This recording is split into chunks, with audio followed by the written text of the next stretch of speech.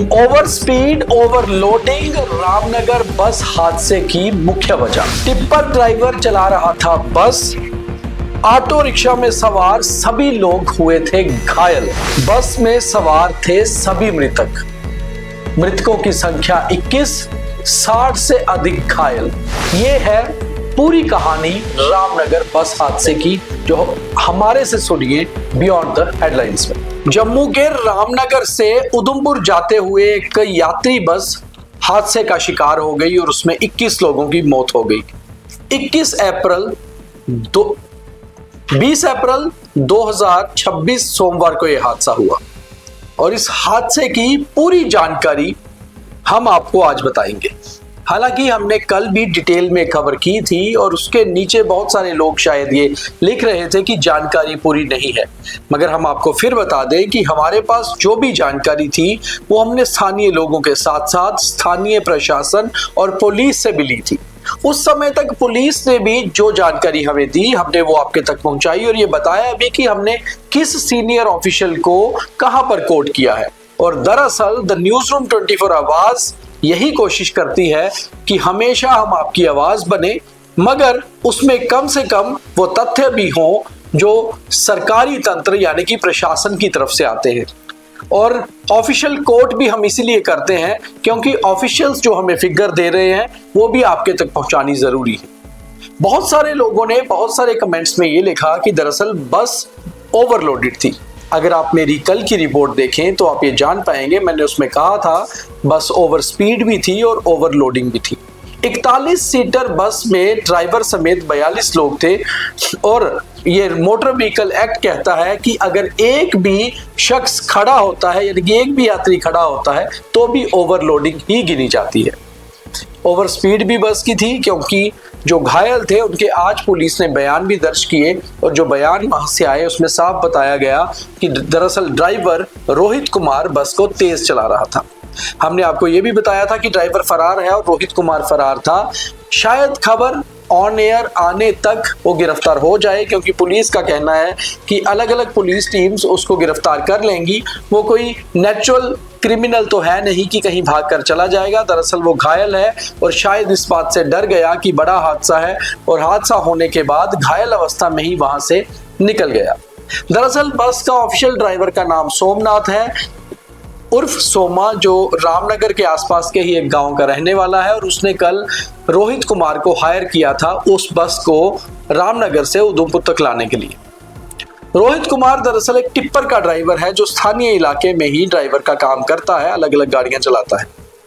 मगर जब रामनगर से ये बस निकली उससे करीबन 1-1.5 किलोमीटर तक जो सवारियों ने बताया कि बस इतनी तेज गति में नहीं चल रही थी, मगर रामनगर से खगोट जो 12 किलोमीटर है वहां आते आते बस ने गति पकड़ी और क्योंकि उस समय सुबह का समय था, सवारियों के लालच में शायद ड्राइवर ने बस ज्यादा तेज भगा ली और जैसे ही बस एक तीखे मोड़ से उससे नियंत्रण में नहीं रही, बस एक तरफ एक बड़े पत्थर से टकराई जिससे बस का एक टायर पंचर हो गया। बस करीबन 80 फीट नीचे लुढ़क गई और ये बड़ा हादसा हो गया। नीचे एक ऑटो जा रहा था जिसमें खगोट गवर्नमेंट स्कूल की कुछ टीचर्स थी जो रामनगर या उसके आसपास के गांव से सुबह रोज आती थी।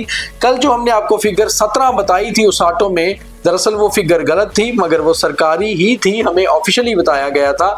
वो फिगर करीबन 8 या 9 बन रही है ड्राइवर समेत। वो सभी लोग घायल हैं। जितने भी यात्रियों की मौत हुई वो सभी 21 के 21 लोग बस में ही सवार थे। 1 या 2 घायल शायद उस सड़क पर चलता हुआ कोई शख्स भी है जिसके बारे में भी पूरी जानकारी नहीं है। कुल मिलाकर जो 60-61 इंजर्ड बताए जा रहे हैं सूची के हिसाब से, शायद उससे कुछ कम है। बस में 56 या 57 लोग बताए जा रहे हैं जो बस में थे, उस हिसाब से भी 12-13 लोगों की ओवरलोडिंग बस में ऑलरेडी थी। बस की छत पे कोई नहीं बैठा था और बस का फ्रंट डोर खुला हुआ था क्योंकि अमूमन ये जो बसें हैं इनके फ्रंट डोर को फोल्ड करके रखा जाता है। वहां से भी हादसे में ज्यादा घायल या मौत होने की जानकारी है क्योंकि बस से काफी लोग बाहर गिर गए जो बस के नीचे आ गए। अब बात करते हैं कि इस हादसे से गुस्से में रामनगर और उधमपुर के लोग हैं। उसके बहुत सारे कारण हैं। मुझे लगा शायद जो हमारी स्टोरी के नीचे बहुत सारे लोगों ने कमेंट किया था, जाहिर सी बात है लोगों का गुस्सा भी होता है और हम इस बात को समझते हैं। जब किसी के घर का कोई जाता है, किसी का अपना कोई जाता है तो गुस्सा होता है, मगर इसके पीछे बहुत सारे कारण हैं। ऐसा नहीं है कि हम प्रशासन या ट्रैफिक पुलिस को जिम्मेवार नहीं मान रहे। जाहिर सी बात है कि किसी गाड़ी में अगर ओवरलोडिंग है, ओवर स्पीड है, तो ट्रैफिक पुलिस ने अगर 15 चालान उस बस के किए थे तो क्यों उसे ब्लैकलिस्ट घोषित करने के लिए नहीं सिफारिश की। 3 चालान अभी उस बस के भुगते जाने थे, क्यों आखिर उस पर ध्यान नहीं दिया गया। और आखिर रामनगर से लेकर उधमपुर तक 37 किलोमीटर में कम से कम 3 जगह ट्रैफिक पुलिस के रास्ते में नाके होते हैं, और आखिर उन नाकों पर इन बसों को नजरअंदाज क्यों किया जाता है या कौन करता है। अगर स्थानीय पुलिस की बात करें तो कई बार स्थानीय पुलिस के नाके भी वहां पर रहते हैं। जाहिर सी बात है कि प्रशासन इस बात से नहीं चूक सकता कि आखिर उनकी नजर में कुछ नहीं था। हमने रामनगर के कुछ लोगों से, कुछ पत्रकारों से, कुछ वहां के पुलिस के सूत्रों से बात भी की है। हर एक के तकरीबन बातचीत मिलती जुलती है। बहुत सारे कारण हैं जो इस हादसे के पीछे की वजह है। उन कारणों को खंगालना होगा ताकि फिर किसी अपने की जान इस तरह रफ्तार के कारण नहीं जाए। रफ्तार जीवन में बहुत जरूरी है, मगर कई बार रफ्तार आपके जीवन पर ब्रेक भी लगा देती है, और ऐसा ही हुआ है इस हादसे में। अब बड़ी बात यह है, जो छोटी छोटी बातें समझनी जरूरी हैं। शायद रामनगर के विधायक, रामनगर के प्रशासन के लोग, एसडीएम अगर हमारी बातें सुने तो वो भी समझ पाए कि ये कारण है। और जो हम आपको बता रहे हैं, दरअसल ये रामनगर के उन लोगों ने ही हमें बताई हैं जो हर रोज इस तेज स्पीड, ओवरलोडिंग, इस तरह के हादसों से 2-4 होते हैं। और कई बार शायद कुछ लोग बहुत लकी होंगे कि बच गए होंगे, मगर कल वो 21 लोग उस तरह से लकी नहीं थे कि वो अपनी जान बचा पाते। रामनगर की उधमपुर से लेकर 37 किलोमीटर लंबी सड़क में करीबन 10 किलोमीटर का फासला उधमपुर से लेकर रौन-दो-मेल यानी कि धार रोड तक का आता है, जो हाईवे है। ये 4 लेन हाईवे है। उसके बाद जब रामनगर को टर्न करते हैं तो 2 लेन सिंगल हाईवे है। इसकी सड़क पर बहुत बार ब्लैक टॉपिंग होती रही है, मगर कई बार वहां के लोगों ने सवाल उठाया कि आखिर तीखे मोड़, तीखे कर्व जो हैं उसे भी ठीक किया जाए और थोड़ा सा सड़क को दुरुस्त किया जाए। रामनगर एक बहुत बड़ी तहसील है, वहां बहुत आबादी है। करीबन रोज की 35 प्राइवेट बसें रामनगर से उधमपुर और उधमपुर से रामनगर जाती हैं। कई सारी बसेस आगे ऊपर बसंतगढ़ की तरफ या बाकी गांव को भी जाती हैं। कल जो बस का हादसा हुआ वो भी कल सुबह कड़वाल से निकली थी, जहां से 15 किलोमीटर रामनगर है और फिर वहां से आगे 37 किलोमीटर उधमपुर। आखिर वहां पर आज तक क्यों सरकारी बस नहीं चलाई गई? पहले जमाने में, आज से 8-10 साल पहले, वहां एसआरटीसी की बसेस चला करती थी। शायद कैबिनेट मिनिस्टर सतीश शर्मा, जो ट्रांसपोर्ट मिनिस्टर भी हैं, उनकी जहन में या उनकी ध्यान में ये बात हो भी या ना हो कि उधमपुर से रामनगर तक कोई सरकारी बस है ही नहीं। ई बस तो दूर की बात है। लोगों का कहना है कि सरकारी बस कम से कम समय पर चलती हैं, समय पर रुकती हैं, कम से कम ये फायदा होता है।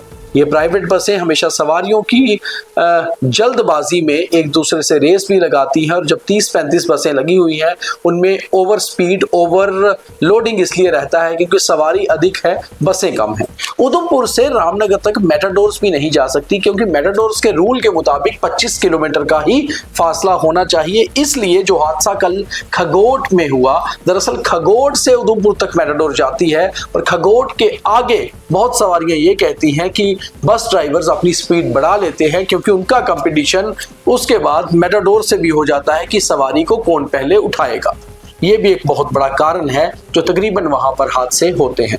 तो ये कुछ ऐसी चीजें हैं जिसको देखते हुए वहां के लोकल लोगों का ये कहना है कि बार बार पुलिस, प्रशासन, विधायक, सरपंचों की नजर में ऐसी बातें लाई जाती हैं। एक और बहुत बड़ी बात है जो हमें 3-4 लोगों ने बताई कि रामनगर दरअसल जो टाउन है वहां से लेकर पुलिस स्टेशन का फासला 300 मीटर का है, और रामनगर से एक स्कूल आगे पड़ता है पुलिस स्टेशन के, जिसका फासला करीबन आधा किलोमीटर है। इस आधा किलोमीटर में बस की स्पीड बहुत नियंत्रण में होती है, क्योंकि एक तो उन्हें सवारी उठानी होती है, दूसरा उन्हें लगता है कि शायद पुलिस के नाका होते हैं और वहां से वो बस बहुत आराम से नियंत्रण से लेकर जाते हैं। वहां पर से जब वो आगे निकलते हैं तो आगे उनके पास समय कम रहता है, सवारी रास्ते में उठानी होती है और स्पीड एकदम से बढ़ा दी जाती है। फिर तीखे मोड़ों पर कई बार नियंत्रण नहीं रहता और ऐसे हादसे होते हैं। हालांकि रामनगर और उधमपुर के बीच छोटे मोटे सड़क हादसे होते रहते हैं, मगर कुछ ऐसे हादसे होते हैं जो शायद प्रशासन का ध्यान इस ओर जुटाने के लिए काफी होते हैं। आज से 10 साल पहले भी खगोट के आसपास एक ऐसा हादसा हुआ था जिसमें 12 से 13 लोगों की जान चली गई थी, मगर उसके बाद भी प्रशासन उस नींद से नहीं जागा। शायद अब जाग पाए, हम यही कहना चाहेंगे। और इस डिटेल को शायद रामनगर के लोग, उधमपुर के लोग जरूर सुने और शेयर भी करें ताकि सही से समझ पाएं। हम आप ही की आवाज, आप ही की बात आगे रखने के लिए हैं, मगर आंकड़े प्रशासन से लेना भी जरूरी है। और आज भी जो हमने आपको खबर दिखाई है दरअसल प्रशासन से कंफर्म की है, मगर जांच जरूर होनी चाहिए। और जांच केवल इस बात की नहीं होनी चाहिए कि हादसा कैसे हुआ, जांच ये भी होनी चाहिए कि हादसे के पीछे कारण क्या है और क्या उन कारणों को नजरअंदाज करने वाले अधिकारियों पर भी जांच होगी, ये भी बहुत जरूरी है। जय हिंद।